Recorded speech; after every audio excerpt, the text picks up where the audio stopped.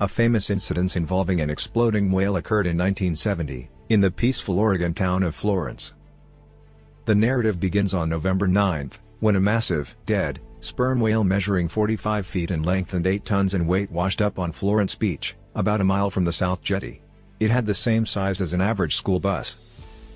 With a horrible odor of decay filling the air and the behemoth of a carcass resting on its side in the heat of the sun for days, it was obvious that immediate extreme action was required. Back then, the Oregon Department of Transportation had control over the state's beaches, so it was up to them to figure out how to remove this monstrosity. Additionally, because whale beatings were incredibly uncommon along the Oregon coastline, no one could really recall how the last beaching, which occurred reportedly in 1910, was handled. Authorities considered burying the whale but were concerned that the tides would ultimately unearth it. Another option was to break apart the carcass and remove it, although this presented logistical and nauseating difficulties. The Oregon State Highway Division not only had a whale of a problem on its hands, it had a stinking 45-foot 8-ton whale problem. A crowd gathered morbidly curious about the rotting whale. News crews hovered, hungry for a headline story.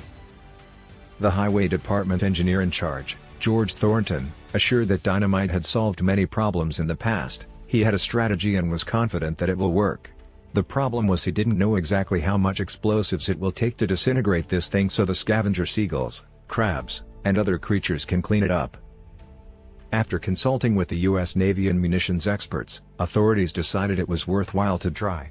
Using half a ton of explosives, the excavation started, and explosives experts carefully placed 20 to 50-pound cases of dynamite around the whale. As the tension grew, the crowd was moved back a quarter of a mile to a safe distance. Thornton's plan was to treat the whale like the boulder and blast the remains into the water, but he persuaded skeptics that the tide could handle cleanup by simply vaporizing the body into manageable fragments for scavengers.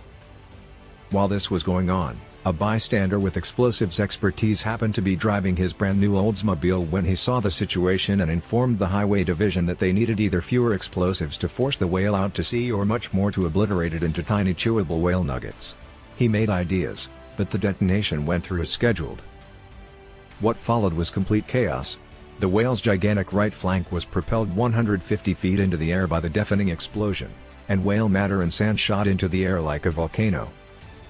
The beast dissolved in front of amazed onlookers on the dunes, but instead of little fragments, chunks of whale meat shot dangerously toward them, causing laughter to rapidly turn to panic. The news crew also started running when they realized they weren't far enough away. Worst of all was that as the monstrous slabs of seared flesh crashed around them, spectators shrieked and stampeded for cover. One fatality stood out: a car that had been parked 450 feet away was suddenly crushed under a chunk of whale.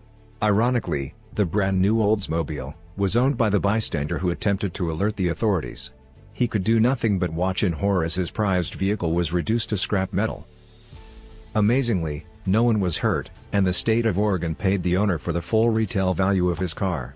The fallout called for additional action. Thornton examined the site and discovered whale fragments scattered everywhere and blubber powder all over the place, and also left a huge hole in the beach. A bulldozer was used to move and bury the whale's remaining body, which was a sizable amount. The smaller pieces of blubber were collected and neither thrown away nor covered in sand. The explosion scared away the seagulls who had been expecting to feast on the leftovers, and they were afraid of the region for some time. The option of blowing the carcasses to pieces with explosives in 1979, when 41 sperm whales beached themselves and died on a beach south of Florence, was promptly rejected. Instead, authorities cremated and buried the bodies. Currently, Oregon has a policy of burying abandoned whales in the sand.